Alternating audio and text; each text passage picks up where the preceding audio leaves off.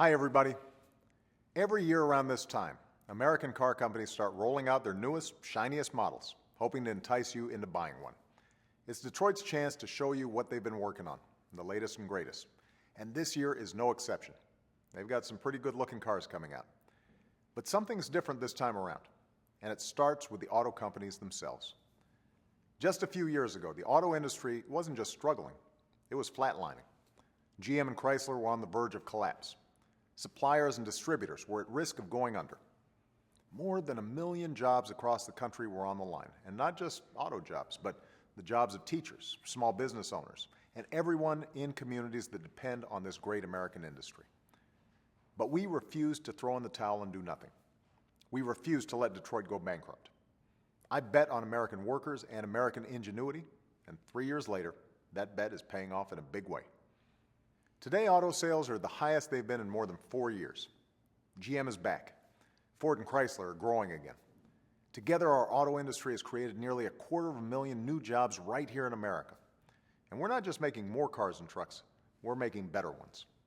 After 30 years of inaction, we raised fuel standards so that by the middle of the next decade, cars and light trucks will average almost 55 miles per gallon, nearly double what they get today. That means you'll only have to fill up every 2 weeks instead of every week. It's good for your wallet, it's good for our economy, and it's good for the environment. The technology that makes it happen will also help America stay on the cutting edge for decades to come.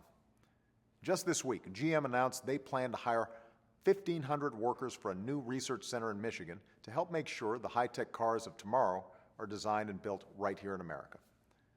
I've also signed new bipartisan trade agreements into law, because I want to see more cars on the road in places like South Korea imported from Detroit and Toledo and Chicago.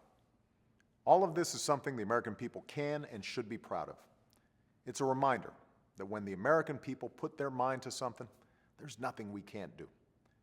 So the next time you see one of those brand new 2013 models on TV or on the lot, think about how far we've come together. Think about how, thanks to the hard work and can-do spirit of the American people, more of those cars and trucks are being manufactured by American workers at American companies in communities all across the country. And they're going to save you more money at the pump. That's what America's all about. When we get knocked down, we get back up. We come back stronger. And as long as I'm president, that's what we'll keep doing. Thanks, and have a great weekend.